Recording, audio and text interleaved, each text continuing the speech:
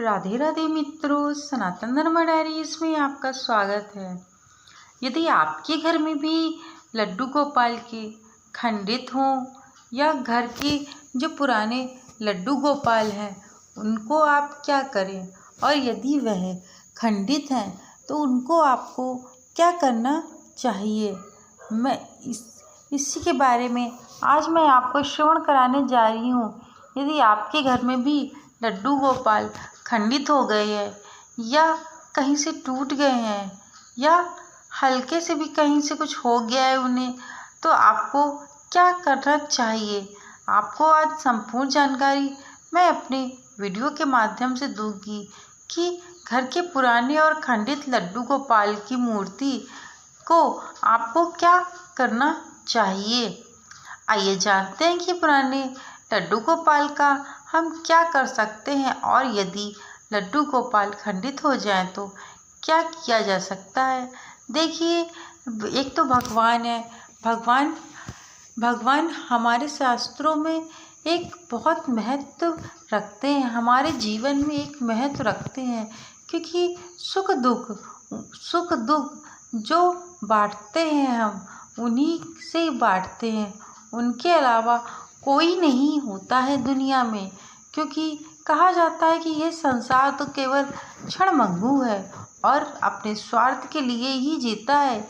एक व्यक्ति दूसरे व्यक्ति से की अगर कोई मदद भी करता है तो वह निस्वार्थ ना करके कोई ना कोई स्वार्थ से करता है।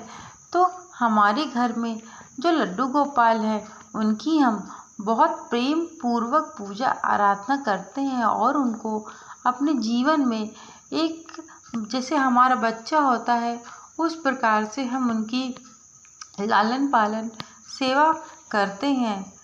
परंतु आजकल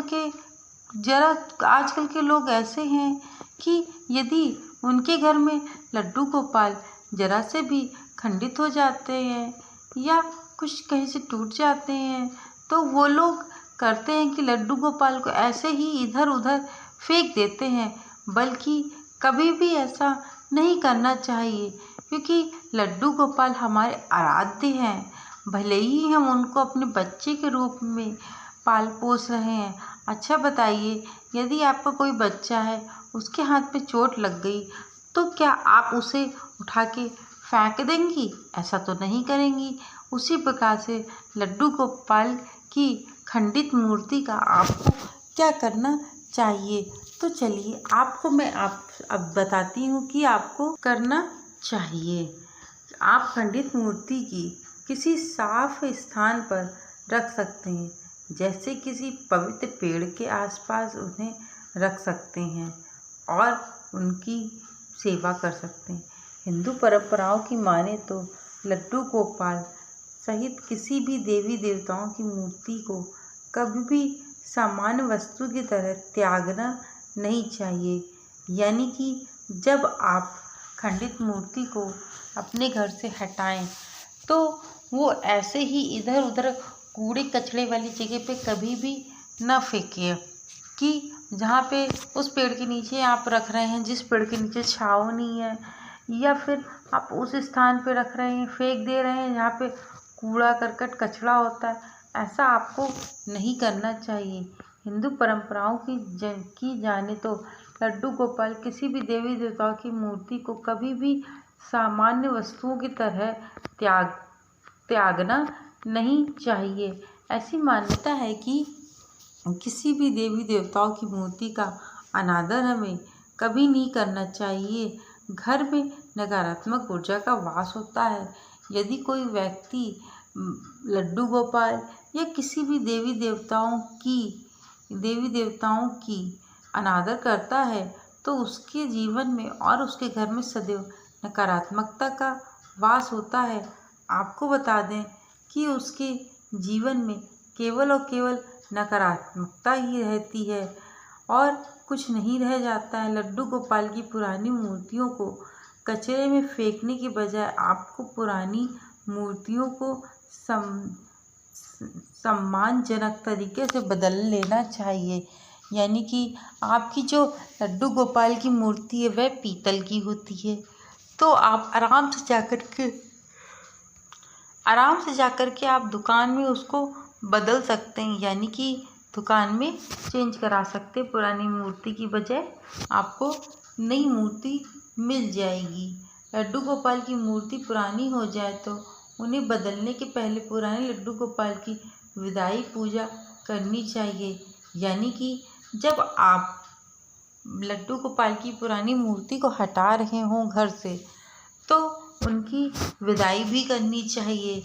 जिस प्रकार से सभी की विदाई होती है, उसी प्रकार से लड्डू गोपाल की पूरी विधि पूर्वक विदाई करनी चाहिए। पुराने लड्डू गोपाल की पूजा आपके घर में मूर्ति की दिव्य उपस्थिति के लिए कृतज्ञता और सम्मान का प्रतीक मानी जाती है। आपको बता दें कि वास्तुशास्त्र के अनुसार पुरानी लड्डू गोपाल की मूर्ति को सही तरीके से विसर्जित करना अत्यंत महत्वपूर्ण होता है, वरना इससे आपके घर में, यदि आप ऐसा नहीं करते तो आपके घर में नकारात्मक ऊर्जा का वास भी होता है। पारंपरिक और सम्मानजनक तरीकों में से एक है मूर्ति को साफ बहते जल जैसे नदी या किसी साफ सुथरी जगह में पवित्रता के साथ विसर्जन करना चाहिए। परंतु यह ध्यान रहे कि जब आप मूर्ति को विसर्जित करें कहीं ऐसी जगह पे, यदि आप नदी में भी विसर्जित कर रहे हैं तो आप बिल्कुल बीच में जाकर के नदी को नाव से आप जाइए।